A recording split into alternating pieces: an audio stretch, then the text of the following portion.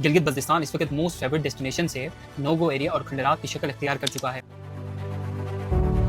पूरी दुनिया इस वक्त क्लाइमेट चेंज की बात कर रहा है और Gilgit Baltistan unfortunately climate catastrophe में जी रहा है। पाकिस्तान के जो पॉलिसी मेकर्स हैं वो गिलगित बल्तिस्तान को टूरिज्म का हब बनाना चाहते थे, लेकिन किसी ने भी इस खूबसूरत सरजमीन को इनके मकीनों के लिए, इकोलॉजी के लिए और वाइल्ड लाइफ के लिए सेफ और प्रोटेक्टेड बनाने के लिए बिल्कुल कोई हिम्मत और कोई कोशिश नहीं की। और अगर हमने कुदरत के दिए हुए इस दौलत को खो दिया तो गिलगित बल्तिस्तान सिर्फ और सिर्फ इंसानों की उजड़ी हुई बस्ती की मानंद रह जाएगी।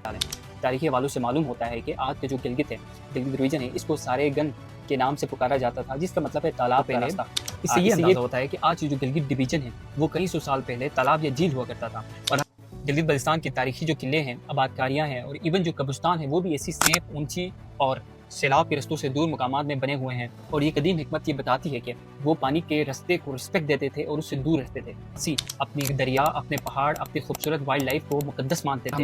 हमारी लोकल मिथोलॉजी में इस खूबसूरत वादी की खूबसूरती को कायम व दायम रखने के लिए हमने मुकद्दस देवियाँ भी बनाई हुई थी। मलिली को हुस्न की देवी बनाया, युद्धेनी को सुर और संगीत का निशान और मार्कम राची को जंगल, फूल और जानवर की हिफाजत का पासबान तस्वुर किया गया। हमारी लोकल मिथोलॉजी में इन देवियों का मौजूद होना इस बात की गवाही है कि हमने इस खूबसूरत सरजमीन, इस यहाँ की इकोलॉजी और यहाँ की वाइल्ड लाइफ को इज्जत दी थी और उसको हम सेक्रेट मानते थे। हमारे अफसोस के सरमायादारी, हद से ज़्यादा लालच और बेतरतीबी ने इंसान को कुदरती निज़ाम के सामने लाके खड़ा कर दिया है। और अफसोस की ह्यूमन इंक्रोचमेंट ने उन रस्तों को घेर दिया है जहाँ पे एक वक्त नाले, नदियाँ और सैलाब बहते थे। ये सैलाब हमें ये सबक दे रहे हैं कि अगर हम कुदरती रस्तों को रोकेंगे तो कुदरत अपना रास्ता खुद बनाएगी। और जो रोशनदास और हाकिस के मुकाम पे जो ग्लेशियर था वो 2005 तक मौजूद था, लेकिन 2025 में वो ग्लेशियर बिल्कुल मेल्ट अवे हो चुका है। कि पाकिस्तान में सिर्फ और सिर्फ 85 ऑटोमेटिक वेदर स्टेशन लगे हुए हैं। जी, सिर्फ 85।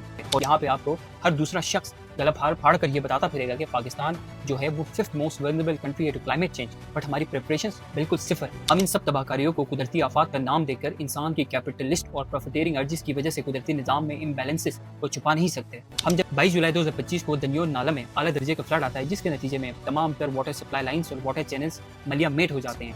रजा की इस इलाके की एक प्राउड रवायत है जो इस इलाके की रूह में बसी हुई है।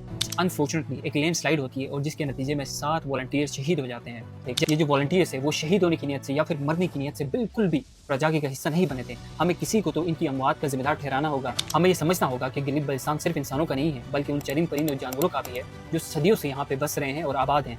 गिलगित बल्तिस्तान के पहाड़ हिमालयन आइबेक्स, ब्लू शीप और स्नो लिपर्ड जैसी रेयर और खूबसूरत स्पीशीज का वाहिद सहारा और शायद आखिरी घर है। और एक्सट्रीम फ्लडिंग के नतीजे में अगर ये दोनों रास्ते बंद हो जाते हैं और कई महीनों तक बंद हो जाते हैं तो ऐन मुमकिन है कि गिलगित बल्तिस्तान में कहत साली जैसी सूरत हाल पैदा हो। Gilgit Baltistan already food deficient है और 50% जो स्टेपल फूड्स हैं और जो वीट है वो मेनली पाकिस्तान से गिलगित बल्तिस्तान इंटर होते हैं।